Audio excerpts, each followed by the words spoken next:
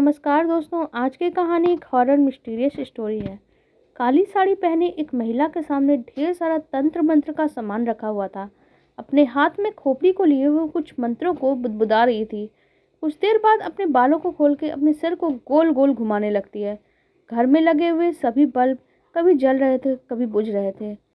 तभी अंधेरे में आंख मिचौली करती हुई एक परछाई दीवार से टकराई।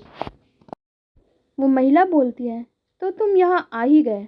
मैंने तुझे यहाँ आने के लिए मजबूर कर दिया। इस पर वो परछाई जवाब देती है, तू चाहे जितनी भी कोशिश कर ले, अगर मेरी मर्जी नहीं होगी तो मैं यहाँ नहीं आता। मगर मैं तुझे चेतावनी दे रहा हूँ, आइंदा अगर मुझे परेशान करने की गलती की तो मुझसे बुरा कोई नहीं होगा। इस पर वो महिला कहती है, तुझे कौन परेशान करना चाहता है? तुझे तो कैद मिलेगी ताकि तू किसी और को परेशान न कर सके। इतना कहते हुए वो महिला तेजी से मंत्रोच्चारण शुरू कर देती है। मगर वो परछाई जिस पर कोई असर नहीं हो रहा था, वो जोर जोर से हंसती और बोलती है, तू मुझे कैद नहीं कर सकती। कहते हुए वहां से गायब हो जाती है। महिला के सामने रखा हुआ नरमुंड और हवन की अग्नि भी बुझ चुकी थी। गुरु माँ की आंखें गुस्से से लाल हो गई। वो बोलती है, असंभव। इतने वर्षों की साधना में पहली बार ऐसा हुआ कि मैं विफल हो गई। यह असंभव है। गुरु माँ जितनी परेशान थी, उससे ज्यादा दुखी उस घर के लोग थे, जो बड़ी ही शिद्दत से चाहते थे कि वो अपनी साधना में सफल हो जाए और उन्हें इस बला से छुटकारा मिल जाए। उज्जैन शहर के बाबा महाकाल की नगरी, वहां पे मौजूद शमशान को भी जागृत शमशान माना जाता है। कहा जाता है, जिसे काशी में मोक्ष प्राप्त होता है, उसे महाकाल की नगरी में भी मोक्ष मिलता है। वहीं महाकाल मंदिर में दर्शन करने के बाद एक परिवार मंदिर से बाहर निकल रहा था। घर की सबसे छोटी बच्ची को एक तांत्रिक ने अपने पास इशारे से बुलाया और वो बच्ची सम्मोहित सी होकर अपनी माँ का हाथ छुड़ाकर उसके पास जाकर खड़ी हो जाती है। और तांत्रिक बोलता है, बेटा तुझे खिलौना चाहिए ना? बच्ची बोलती है, हाँ मुझे चाहिए। तांत्रिक बोलता है, ये ले ले, मगर अपने घर वालों को इसके बारे में मत बताना। इतना कहते हुए उस तांत्रिक ने उस बच्ची के हाथ में गुड़िया पकड़ा दी। बच्ची ने चुपचाप इसे छुपा कर अपने बैग में रख लिया और अपनी माँ के पास आकर वैसे ही नॉर्मली खड़ी हो गई। मगर जैसे ही उसने तांत्रिक की तरफ मुड़कर देखा, पर वहां तो कोई नहीं था। घर आकर उस बच्ची ने खुद को एक कमरे में बंद कर लिया और उस गुड़िया के साथ खेलने लगी। देखते ही देखते गुड़िया में से एक परछाई बाहर निकली और उसने एक लड़के का रूप ले लिया। वो बच्ची घबरा जाती है और बोलती है, तुम कौन हो? मेरे कमरे में कैसे आ गए? इस पर वो लड़का बोलता है, मैं बरसों से इसी गुड़िया के अंदर कैद था। बहुत दिनों से अपने दोस्तों के लिए छटपटा रहा था, उनसे मिलना चाहता था। क्या तुम यहाँ अकेले रहती हो? है ना? कोई तुम्हारे साथ नहीं खेलता? मैं तुम्हारे साथ खेलना चाहता हूँ, मुझसे दोस्ती करोगी? वो छोटी बच्ची उस लड़के की बात सुन के बहुत खुश हो जाती है और वो उसी के साथ खेलने लगती है। वो घंटों अकेले कमरे में रहती, पर इस पर उसकी माँ भी खुश थी कि अकेलेपन से चिड़चिड़ा के वो उन्हें परेशान नहीं कर रही। माँ बच्ची को आवाज देती है, बेटा खाना खाने का समय हो गया है, कब तक अकेली खेलती रहेगी? आ जा यहाँ पे। बच्ची बोलती है, नहीं माँ, मुझे थोड़ी देर और खेलने दो, मुझे परेशान मत करो। बच्ची की बात सुन के माँ बहुत परेशान सी होती है कि उसके कमरे से तरफ जाती है और फिर वहां पे उसे सुनाई देता है कि वहां तो दो लोगों की आवाजें आ रही है। माँ आवाज सुन के सोचती है, घर पे तो कोई भी नहीं आया और गुड़िया तो अकेले खेल रही थी, ये कमरे में किसकी आवाजें आ रही है? वो दबे पांव कमरे में दाखिल होती है।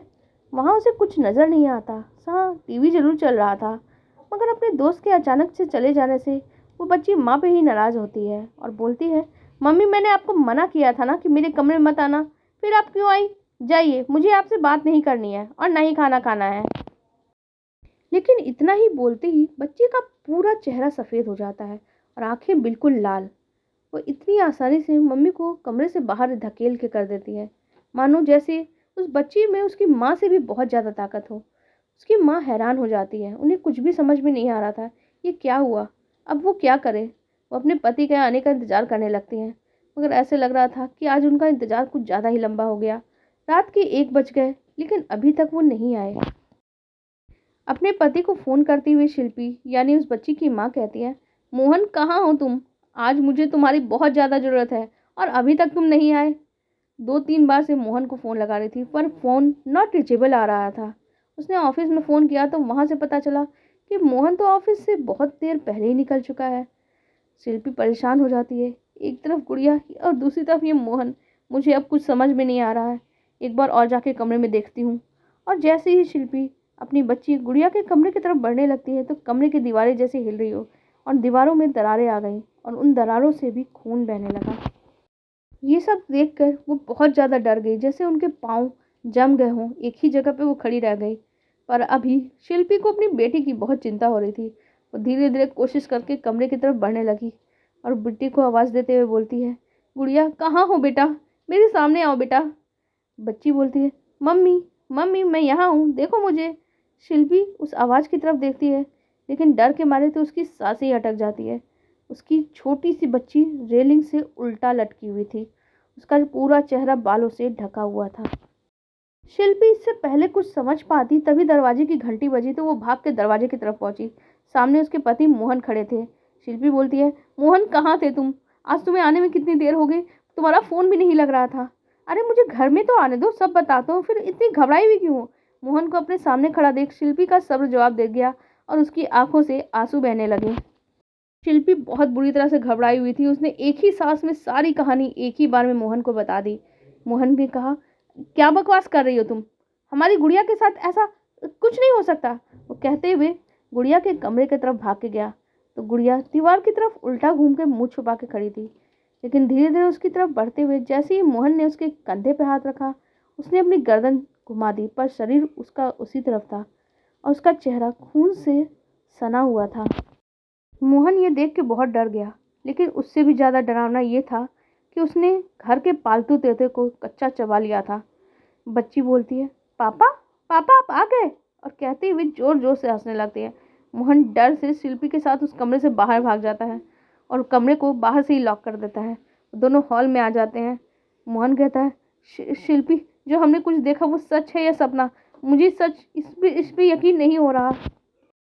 शिल्पी कहती है, यकीन तो मुझे भी नहीं हो रहा। हमारी बेटी के साथ ये सब कुछ क्या हो रहा है? हमें जल्दी से किसी को ढूंढना होगा। हमें इस समस्या से छुटकारा पाना होगा। हमारी बेटी के साथ मोहन, अब तो हमें गुरु माँ ही इस समस्या से बाहर निकाल सकती हैं। हाँ, कल कल सुबह ही मैं गुरु माँ को फ़ोन लगा दूंगा। बस आज की रात किसी तरह से निकल जाए। जैसे तैसे वो लोग रात कमरे के बाहर ही बिताते हैं। सुबह होती है। मोहन सबसे पहले गुरु माँ को फ़ोन लगाता है। गुरु माँ घर की हालत देखकर पूजा की तैयारी शुरू कर देती है, पर हर बार पूजा विफल होती जाती है। मोहन परेशान सा गुरु माँ से कहता है, गुरु माँ अब हम लोग क्या करेंगे? गुरु माँ के चेहरे पे भी चिंता की लकीरें आ गई। उन्हें भी समझ में नहीं आ रहा था कि करें क्या। उसी समय गुड़िया वहाँ पे आ जाती है जो हवा में थी। गुड़िया कभी हंसती, कभी गहरी सोच में पड़ जाती। कभी गुड़िया को एक परछाई दिखाई देती है और वो सामने से आती बोलती है, मैंने कहा था ना कि तू मेरा कुछ नहीं बिगाड़ सकती, पर तू तो मेरी बात मानती ही नहीं है। अब चली जा यहाँ से और इन दोनों को भी लेकर जा। मैं अपने दोस्त के साथ यहाँ खुश हूँ। चली जा यहाँ से, वरना मुझसे बुरा कोई नहीं होगा। इतना कहते ही उसने अपना हाथ ऊपर किया और मोहन और शिल्पी को भी जैसे हवा में ही लटका दिया और उस बच्ची के मुंह से अजीब अजीब आवाज़ें निकल रही थी। गुरु माँ, मुझे समझ में आ गया, तू इतनी आसानी से यहाँ से नहीं जाएगा। मैं तो 100 सालों से भटक रहा हूँ। जहाँ भी जाता हूँ लोगों को जिंदा खा जाता हूँ, पर इस बच्ची के साथ खेलना मुझे बहुत अच्छा लग रहा है। ये जिंदा है तो क्योंकि मैं चाहता हूँ और तुम चाहते हो कि ये जिंदा रहे, तो चले जाओ सब यहाँ से। उसकी बातें सुन के मोहन और शिल्पी दोनों की आंखों से आंसू बहने लगते हैं।